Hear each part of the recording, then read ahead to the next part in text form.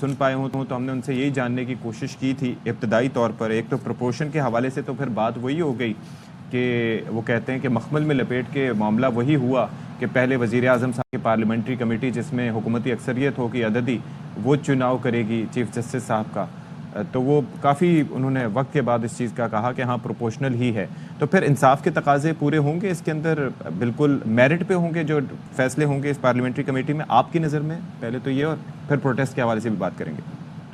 देखें, बुनियादी जो वो बात कर रहे थे ना कि जो ढांचा है पाकिस्तान के आइन का, क्या उसके ऊपर असर आएगा। कल आपने तमाम अखबारात के अंदर जो तबसरे तजज़िये पाकिस्तान के अक्सरियत जो आइनी माहिरीन हैं उनकी राय के मुताबिक, देखें पाकिस्तान का जो पार्लिमानी निज़ाम हुकूमत है, जो भी सेनेट और नेशनल असम्बली के अंदर जितनी भी पार्लिमानी कमेटीज होती है ना, उसका तरीक़ाकार है, क्योंकि मैं तो यहाँ पे 20-25 साल से कवर कर रहा हूँ, हर पार्लिमानी कमेटी के अंदर जो हुकूमत वक्त होती है उसकी अक्सरियत होती है, और ये एक मेजॉरिटी का एक कानून है, एक असूल यही होता है कि जो पार्टी हुकूमत में होती है उसकी अक्सरियत होती है, क्योंकि उसने हुकूमत करनी होती है।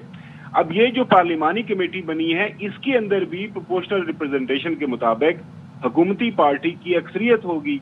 मतलब ये आपने अच्छा सवाल किया कि वो कल भी बात हो रही थी कि फॉर्म 47 वालों की जो किस्मत का फैसला फॉर्म 47 वाले मुतय्यन करेंगे कि कौन जजेस होंगे जो उनकी किस्मत का फैसला करेंगे। कल एक ये भी आर्गुमेंट पेश किया जा रहा था। तो सवाल यहाँ पे यही है। अच्छा, मैं ये कह रहा हूँ सर, मैं ये कह रहा हूँ कि अगर फॉर्म 47 को साइड पे भी रख दिया जाए, एक हुकूमत है जिसके जाहिर है कि वो चाहती है कि अदलिया, बेसिकली अदलिया और मुकन्नना और इंतजामिया ये अलग अलग सुतून है ना, सबसर्विएंट तो आप नहीं कर सकते उनको कि हुकूमत के ताबे आ जाएं।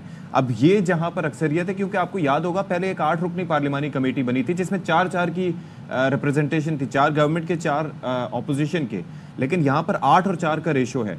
तो ये तो कोई भी भले बड़ी वैलिड भी हुकूमत हो, अगरचे जो लोग ये इस मफरूजे पे बात कर रहे हैं कि फॉर्म 47, लेकिन वैलिड भी हो तब भी ताबे तो आप अदलिया को कर रहे हैं ना गवर्नमेंट के। बिल्कुल जी, इसमें कोई दो राय नहीं है। और इसमें दो और चीजें हैं। हर 3 साल के बाद जो 3 जजेस होंगे सीनियर मोस्ट, जो कल भी आर्गूमेंट भी पेश किया जा रहा था, अखबारात के अंदर लिखा भी गया, बड़े आईनी माहिरीन ने बात की कि 3 जजेस वो 3 साल कोशिश में रहेंगे कि हम हुकूमत की गुड बुक्स में आ जाएं, क्योंकि हम में से एक बंदे को एक चीफ जस्टिस चुना जाए। ये बात लॉबिंग की जाएगी प्रॉपर। अच्छा, उसके बाद वही हुकूमत फैसला करेगी, जजेस की परफॉर्मेंस का ऑडिट करेगी। ये इंतहाई अहम नुक्ता है कि अगर जज किसी के हवाले से एक वो कमेटी या कमीशन वो अपनी राय दे देगी तो उसके ऊपर उसको निकाला जा सकेगा। इसके बाद जनाबे आला यही हुकूमत वो बेंच बनाएगी, जिस उस बेंच के सामने अभी आपने सवाल भी पूछा कि हुकूमत का कोई मुकदमा पेश होगा हुकूमत के हक में या हुकूमत खिलाफ या जो भी लेके जाएगी उसी बेंच के सामने, और उस बेंच का तयन कौन करेगा? वही हुकूमत करेगी। काफी ज्यादा मामलात हैं जिसके ऊपर बहस मुबासा हो रहा है। एनीवेज ये हमारे जो है मोहतरम जजेस साहिबान उन्होंने फैसला करना है। जी, क्या ये चैलेंज होगा? क्योंकि वकीला जो हैं उनके बयानात भी हमने बता दिए, उनका रिएक्शन क्या है। आपको लगता है तहरीक चलेगी, चैलेंज होगा? क्या सूरत आगे जाके बनेगी इसकी? देखिए जी, चाहे तो 100% होगा, लेकिन बात वही आ जाती है कि चैलेंज होगा किसके सामने? चैलेंज होगा उस बेंच के सामने जिसको हुकूमत वक्त उसका तयन करेगी, उसको कॉन्स्टिट्यूट करेगी। तो उसके अंदर क्या इंसाफ के तकाजे पूरे होंगे, इसके ऊपर बहस हो रही है। बाकी जो है, लेकिन क्वेश्चन सर यहीं पे आता है ना, क्वेश्चन ये मैं जाहिर है कि फारूक एच नाइक से नहीं कर पाया था, लेकिन ये सवाल यही है कि इस आईनी तरमीम जिसको चैलेंज किया जा रहा है उसके नतीजे में बनने वाले बेंच के सामने क्यों कर रखा जा सकता है? क्या इस पे स्टे दिया जा सकता है? क्या इसको विदहेल्ड किया जा सकता है, रोका जा सकता है कि जब तक इसका फैसला नहीं आता? कॉन्स्टिट्यूशनल बेंच सुनेगा जो कि जुडिशियल कमीशन बनाएगा, जो इस आईनी तरमीम के नतीजे में जुडिशियल कमीशन की फॉर्मेशन हुई है। ये कैसे होगा? कल जो है ना वो सुप्रीम कोर्ट के अंदर जो कुछ केसेस लगे तो वहाँ पे 2-3 जजेस साहिबान है, जैसे मंसूर थे, जैसे आयशा थी, एक और जज साहब ने भी ये बताया कि अब हमें ये नहीं समझ आ रही कि कौन सा मामला आईनी है और कौन सा गैर आईनी है, किसको हमने सुनना है और किसको नहीं सुनना।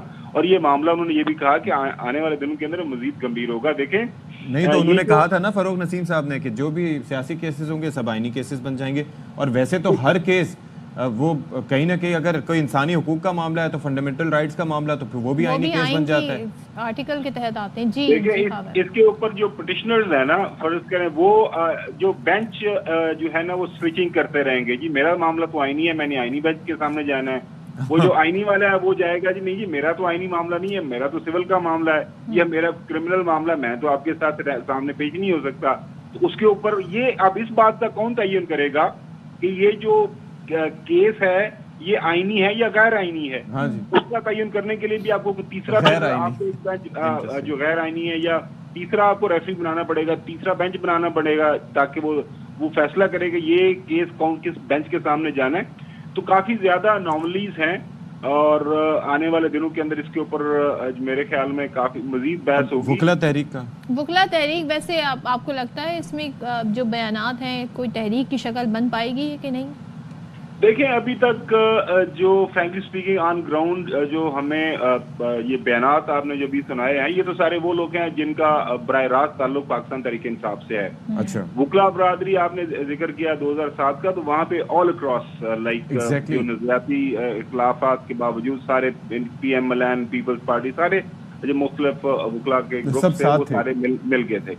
यहाँ पे तो जाहिर है 2-3 बड़ी सियासी जमातें हैं, JUIF है, पीपल्स पार्टी है, नून लीग है और बाकी MKM है, वो सारे एक साइड पे खड़े हुए हैं। लिहाजा उनके साथ जो इत्तेहादी वकला ग्रुप्स है तो वो तो डेफिनेटली इसका हिस्सा नहीं बनेंगे। अच्छा। उस अंदाज से मुझे नहीं लगता कि एक जो है जोरदार वकला तहरीक जो है बने, लेकिन जाहिर है पाकिस्तान तहरीक इंसाफ चूंकि एक रिसीविंग एंड पे है और उनको मुनीर मलिक साहब का एक स्टेटमेंट याद आ रहा था जब इनिशियली प्रपोज हुई थी, ये उन्होंने ट्वीट किया था कि जी हम तो 26 अक्टूबर को समझेंगे मंसूर अली शाह साहब को चीफ जस्टिस, वरना तहरीक के लिए तैयार हैं। देखिए अब जो सदी साहब जो अहम सवाल ये है कि यहाँ पे खबरें हैं जो मेरी इत्तला के मुताबिक ज्यादा चांसेस मंसूर अली शाह साहब के ही चीफ जस्टिस बनने के हैं। अच्छा। लेकिन मंसूर अली शाह साहब अगर चीफ जस्टिस बन भी जाते हैं तो 26वीं आईनी तरमीम के मुताबिक वो चीफ जस्टिस जो है उनके पास इख्तियारात क्या होंगे? उनके पास तो कोई इख्तियार ही कोई नहीं होगा, तो उससे क्या फर्क पड़ेगा? असल तो मसला ये है कि ये जो 26वीं आईनी तरमीम है उसके जो नुक्ते हैं क्या एज सच उसके ऊपर अमल दरामद होना या नहीं होना। अब वो मंसूर अली शाह बन जाए या तो कोई और बन जाए उससे कोई फर्क नहीं पड़ेगा। तो लेकिन एक राय ये भी सामने आ रही है कि अगर मंसूर अली शाह साहब चीफ जस्टिस बनते हैं तो फिर देयर इज अ पॉसिबिलिटी के इसके ऊपर ये जो चैलेंज होगी तो फिर चैलेंज क्या फुल कोर्ट उसके ऊपर बैठेगा। मेरे ख्याल में यही बात की जा रही है कि एक दफा पूरा जो सुप्रीम कोर्ट का सारे जो जजेस हैं फुल कोर्ट मीटिंग हो वो बैठ के इसके ऊपर फैसला करें। ठीक है।